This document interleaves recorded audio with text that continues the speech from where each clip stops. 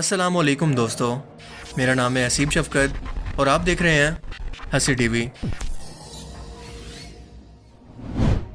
دنیا میں چاہے آپ کا تعلق کسی بھی رنگ، نسل، قبیلے اور مذہب سے کیوں نہ ہو، پر ایک چیز ایسی ہے جس پر دنیا کے ہر شخص کا یقین ہے، اور وہ ہے موت۔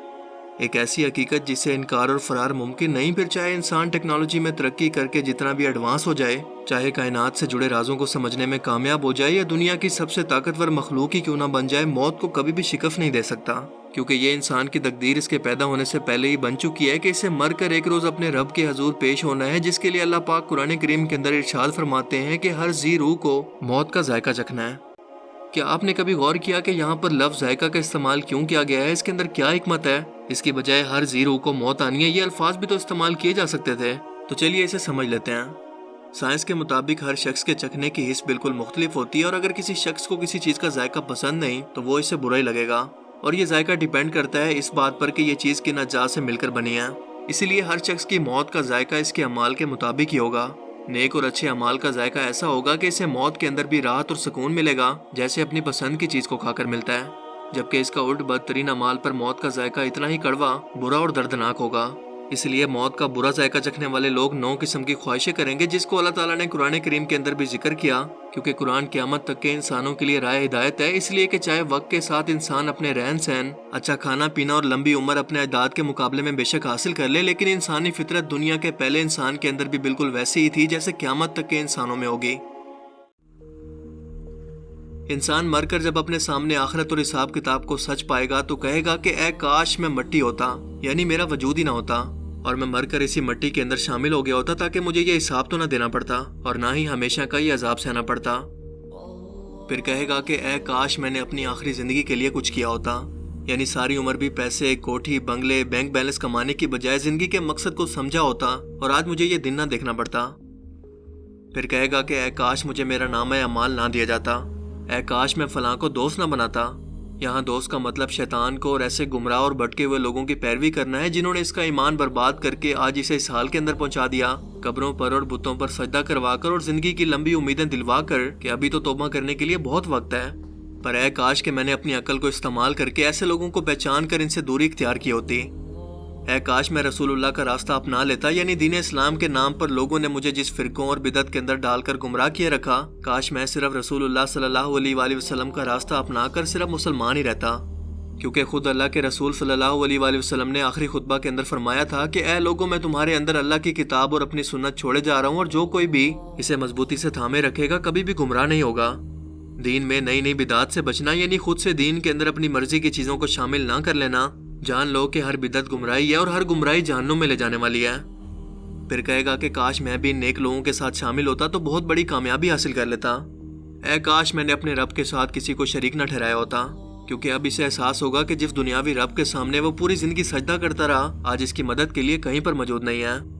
پھر کہے گا کہ اے کاش کوئی ایسی صورت ہو کہ ہم دنیا کے اندر پھر سے واپس بھیجے جائیں اور اپنے رب کی نشانیوں کو نہ جھٹلائیں اور ایمان لانے والے لوگوں میں شامل ہوں۔ اس روز انسان کی بے بسی اور شرمندگی کا تصور کریں کہ اب وہ چاہے جو بھی کر لے، ہمیشہ کا عذاب اس کا مقدر ہے، وہ کبھی بھی دنیا میں واپس نہیں جا سکے گا، جیسا کہ ہندو اور دنیا کے دوسرے مذاہب کا ماننا ہے کہ انسان مرنے کے بعد بھی 7 جنم لیتا ہے۔ اگر انسان نیک ہو تو ہر بار انسان کی صورت میں، اور اگر برا ہو تو سزا کے طور پر کسی بھی جانور یا کیڑے مکوڑے کی صورت میں، یہاں تک کہ وہ امر ہو جاتا ہے۔ آپ کی یہ زندگی ان گناہ گار لوگوں کی خواہش ہے کہ کاش ایک بار ہم دنیا میں واپس چلے جائیں تو دوبارہ کبھی سجدے سے سر ہی نہ اٹھائیں۔ اسی لیے اپنی زندگی اور ایک ایک سانس کو اللہ تعالیٰ کی نعمت جان کر اللہ کے بندے بن جائیں، اور ان لوگوں میں شامل نہ ہوں جو کہ جہنم میں جب جا رہے ہوں تو جہنم کے فرشتے ان سے سوال کریں کہ اے بدبختو، جہنم تک ہی پہنچ گئے ہو، کیا تم میں کوئی رسول نہیں آیا تھا تمہیں اس دن سے ڈرانے کے لیے اور اس عذاب کی خبر دینے؟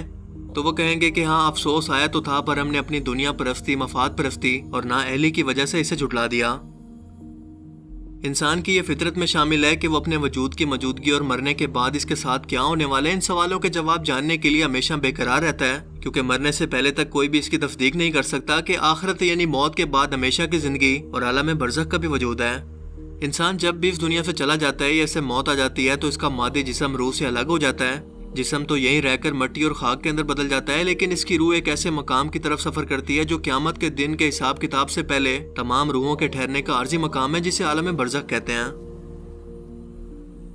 ناپاک اور کافر روح ایک پردے سے اپنا جہنم میں مقام دے کر آگ کے بستر پر سلا دی جاتی ہے جہاں پر وہ قیامت تک موجود رہے گی، جبکہ نیک روح جنت میں اپنا مقام دے کر مخمل کے بستر پر آرام سے سو کر قیامت کا انتظار کرتی ہے۔ انسان جو بھی علم حاصل کرتا ہے وہ اس کے ماضی کے تجربات یا واقعات کا نچوڑ ہوتا ہے، مگر عالم برزخ اور آخرت کا وجود کچھ ایسے کانسیپٹ ہیں جنہیں کسی بھی شخص نے اگر ایکسپیرینس کیا بھی ہے تو وہ اسے بتانے کے لیے دنیا میں واپس نہیں آیا۔ اسلامی روایات سے ہمیں پتہ چلتا ہے کہ جب میت کو قبر میں دفن کر دیا جاتا ہے تو وہ ان کے جوتوں کی آواز بھی سنتا ہے جو کہ اس کو دفنا کر جا رہے ہیں۔ اگر وہ نیک روح ہے تو جو ہی ملک الموت روح قبض کر کے اپنے ہاتھوں میں اس کی روح کو لیتے ہیں تو پلک جھپکنے سے پہلے میت کے قریب موجود فرشتے ان سے اس روح کو لے لیتے ہیں اور اپنے ساتھ لائے ہوئے کفن کے اندر اسے رکھ لیتے ہیں، اور اس پاک روح سے روح زمین پر موجود مشک کی سب سے بہترین خوشبو پھوٹتی ہے۔ پھر آپ صلی اللہ علیہ وآلہ وسلم نے فرمایا کہ فرشتے اس روح کو لے کر آسمان کی طرف جاتے ہیں، اور فرشتوں کی جس جماعت سے بھی ان کا گزر ہوتا ہے تو وہ کہتے ہیں کہ یہ اس قدر پاک روح کس کی ہے؟ اس کے جواب میں اس پاک روح کے ساتھ موجود فرشتے اس کے دنیاوی بہترین سے بہترین نام کے ساتھ اور ولدیت کے ساتھ اسے بلاتے ہیں، اور یہ فرشتے اسے لے کر آسمان کی طرف سفر کرتے ہیں تو آسمان کا دروازہ فوراً سے اس کے لیے کھول دیا جاتا ہے، اور یوں ساتوں آسمانوں تک اس کی روح پہنچتی ہے جب تک کہ اللہ کا حکم آ جائے کہ میرے اس بندے کے نامہ اعمال کو علین میں لکھ دو، جو کہ جنت میں نیک لوگوں کے اعمال لکھنے کی بہت بڑی کتاب ہے جس کے پاس نیک فرشتے ہر وقت حاضر رہتے ہیں۔ اس کے بعد اللہ پاک فرماتے ہیں کہ اس روح کو زمین پر واپس کر دو، اس لیے کہ ہمارا ان سے وعدہ ہے کہ ہم نے اس کو اسی زمین سے پیدا کیا اور اسی زمین میں انہیں واپس لوٹائیں گے اور پھر اسی سے دوبارہ قیامت کے دن واپس نکالیں گے، اس لیے اس روح کو اس جسم میں فرشتے واپس چھوڑ کر آتے ہیں۔ آپ صلی اللہ علیہ وآلہ وسلم نے فرمایا کہ جب کافر کے دنیا چھوڑ کر آخرت کی طرف جانے کا وقت ہوتا ہے تو اس کے پاس آسمان سے ڈراؤنی شکل کے اور کالی شکل کے فرشتے آتے ہیں، ان کے ساتھ جہنم کا ٹاٹ ہوتا ہے، وہ میت کے قریب بیٹھ جاتے ہیں، پھر ملک الموت آتا ہے اور کافر کے سرانے بیٹھ کر کہتا ہے کہ اے ناپاک خبیث روح، اللہ کی ناراضگی کی طرف اور اس کے غضب کی طرف چل۔ یہ ناپاک روح ڈر کر جسم میں ادھر ادھر چھپنے کے لیے بھاگتی ہے، جسے ملک الموت اس طرح سے کھینچتا ہے جس طرح سے گیلے اون کو یا کپاس کو کانٹوں پر کھینچا جائے۔ درد سے اس کی رگیں اور پٹھے کٹ کر اور تکلیف سے اس کی روح باہر نکلتی ہے۔ آسمان و زمین کے درمیان اور آسمان پر موجود تمام فرشتے اس پر لعنت بھیجتے ہیں، آسمان کے سارے دروازے اس کے لیے بند کر دیے جاتے ہیں اور تمام دروازوں پر حاضر فرشتے اپنی طرف سے اس روح کے اوپر نہ چڑھانے کی اللہ سے دعا کرتے ہیں، اور ملک الموت جیسے ہی اس کی روح قبض کرتے ہیں تو ان کے ساتھ موجود فرشتے پلک جھپکنے سے پہلے اس روح کو ان سے لے لیتے ہیں اور اپنے ساتھ لائے ہوئے ٹاٹ کے اندر اسے لپیٹتے ہیں۔ اس وقت روح زمین پر موجود سب سے بدترین اور بدبودار اسی کی روح ہوتی ہے۔ پھر یہ اس روح کو لے کر اوپر آسمانوں کی طرف چڑھتے ہیں اور فرشتوں کے جس گروہ سے بھی ان کا گزر ہوتا ہے وہ سب سے پہلے یہی کہتے ہیں کہ اس قدر بری روح کس کی ہے۔ اس کے جواب میں یہ فرشتے بدترین نام اور اس کی ولدیت سے اسے بلاتے ہیں جس سے لوگ اسے دنیا میں جانتے تھے، یہاں تک کہ یہ فرشتے اس روح کو لے کر پہلے آسمان پر پہنچ جاتے ہیں اور آسمان کا دروازہ کھلوانا چاہتے ہیں لیکن یہ نہیں کھلتا۔ پھر اللہ کے رسول صلی اللہ علیہ وآلہ وسلم نے اس آیت کریمہ کی تلاوت کی کہ ان کے لیے نہ تو آسمان کے دروازے کھولے جائیں گے اور نہ ہی وہ جنت میں داخل ہو سکیں گے حتیٰ کہ اونٹ سوئی کے ناکے میں داخل ہو جائے۔ اس وقت اللہ تعالیٰ کا ارشاد ہوتا ہے کہ میرے اس بندے کا نامہ اعمال زمین کی نچلی تہہ کے اندر موجود سجین کے اندر لکھ دو جہاں پر جہنمی لوگوں کے نام لکھے جاتے ہیں۔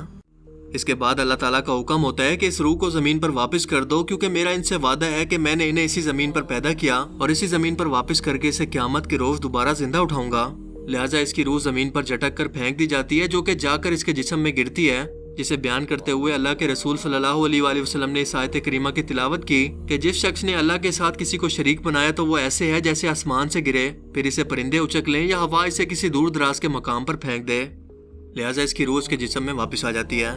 پھر دو فرشتے منکر نکیر آ کر اس سے قبر میں 3 سوال کرتے ہیں کہ من ربو کا، یعنی تمہارا رب کون ہے، ماں دینو کا، تمہارا دین کیا ہے، اور نبی کریم صلی اللہ علیہ وآلہ وسلم کی شبیہ کو ظاہر کر کے پوچھتے ہیں کہ تم ان کے بارے میں کیا کہتے ہو۔ اگر اس میت نے ان تینوں سوالوں کے صحیح جواب دے دیے تو فرشتے اس سے سوال کرتے ہیں کہ تمہیں کیسے پتا، تو وہ کہتا ہے کہ میں نے قرآن مجید کو پڑھا، اس پر ایمان لایا اور اس کو اللہ تعالیٰ کی سچی کتاب مانا۔ تب اس کی قبر 70 ہاتھ چاروں طرف سے پھیلا دی جاتی ہے اور قبر میں روشنی کر دی جاتی ہے۔ یہ فرشتے آخرت میں اس کا جنتی مقام دکھا کر اسے کہتے ہیں کہ تم اب دلہن کی طرح سو جاؤ، جبکہ جو کافر اور مشرک روح ان سوالوں کے صحیح جواب نہ دے سکے تو حیرانی اور پریشانی کے اندر وہ ادھر ادھر دیکھ کر کہنے لگتی ہے کہ مجھے نہیں پتا، میں تو بس وہی کہا کرتا تھا جو لوگ کہتے تھے، یعنی میرے آس پاس کے لوگ اور آبا و اجداد۔ تب اس روح کو اپنا جہنمی مقام دکھا کر زمین سے یہ کہا جاتا ہے کہ اس پر تنگ ہو جاؤ، اور یوں زمین اس پر اتنا تنگ ہو جاتی ہے کہ اس کی پسلیاں ٹوٹنا شروع ہو جاتی ہیں، اور یوں قیامت تک اسے مختلف قسم کا آگ کا عذاب یوں ہی قبر میں ملتا رہے گا۔ اللہ تعالیٰ ہمیں قبر کے عذاب سے بچائے۔ یہ دنیا جو صرف کچھ سالوں کا امتحان ہے، اللہ تعالیٰ نے بس کھیل تماشے کے لیے نہیں بنائی بلکہ ہمارے امتحان کے لیے بنائی ہے، جہاں پر اس کی رنگینیوں میں کھو کر ہم اپنی آخرت اور موت یا زندگی کے مقصد کو ہی بھلا بیٹھے ہیں۔ آج ذرا خود سے سوال کریں، کیا آپ اسی لمحے موت کے لیے یا اللہ تعالیٰ کے حضور پیش ہونے کے لیے تیار ہیں؟ دنیا کی کچھ سالوں کی زندگی کے بدلے میں ہمارے لیے آخرت میں ہمیشہ کی زندگی ہے، مگر آگ کے بستر پر یا پھولوں پر یہ فیصلہ ہم نے خود کرنا ہے۔ اللہ تعالیٰ ہمیں سمجھنے کی اور عمل کرنے کی توفیق عطا فرمائے، آمین۔